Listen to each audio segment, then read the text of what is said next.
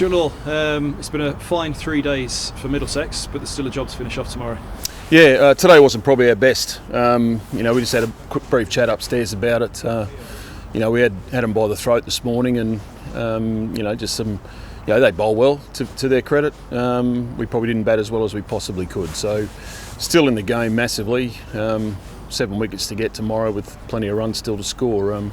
Tom Abel's played well. We just got to find a way to stop him scoring runs freely and put pressure on, build pressure, bowl maidens. Wickets will come.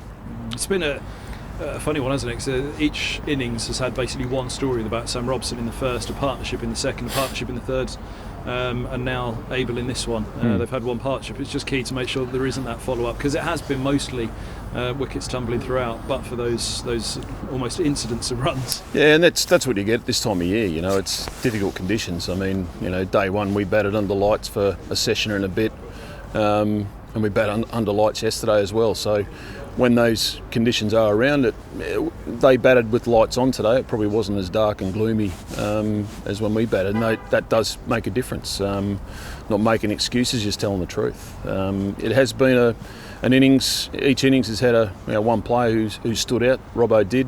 He made the most of his luck as well, but he stood up and played beautifully. And the partnerships around him, even though there wasn't big scores from other players in that first innings, the partnerships and the time they took out of the Somerset bowlers was outstanding. So got us to a good lead, and our bowlers bowl well in the first innings. That last wicket partnership, that happens. Marchant DeLunga, he swings like a rusty gate. He has got some method to his madness, and Jack Leach for me looked probably their most organised batsman. So they played pretty well. We bowled exceptionally well to get them out. Slightly took the foot off the throat a bit today, but pleased that we picked up the 3 wickets and 3 danger men as well. That time was going to be my question. That time in the first innings, Eskenazi 2 hours, Robbie White nearly an hour and a half, I think. That's exactly what you've been asking for from those batsmen, because as such that takes a bit of pressure off Sam at the other end, doesn't it? Yep. They really support him, and that's something you've clearly wanted, and you've seen a response in that. Now, it didn't happen in the second innings, but what would you prefer in the second innings? Was it something different? Somerset bowled them out, didn't they? It wasn't too many rash shots. Could they have been more positive? I mean, in the second innings, or how do you go about it? It's hard to be positive in these conditions. It swings, it seems. Let's face it, these guys, they've been the second best team in the land for a long time. So they're going to play cricket, and they know how to win games, and they know how to change the course of a game, and they did that beautifully. They learnt from their. I don't think they bowled as well as they could have done first day, and they learnt from that and came out and bowled better in the second innings. So our batters, it just was a matter of hanging in there a bit longer.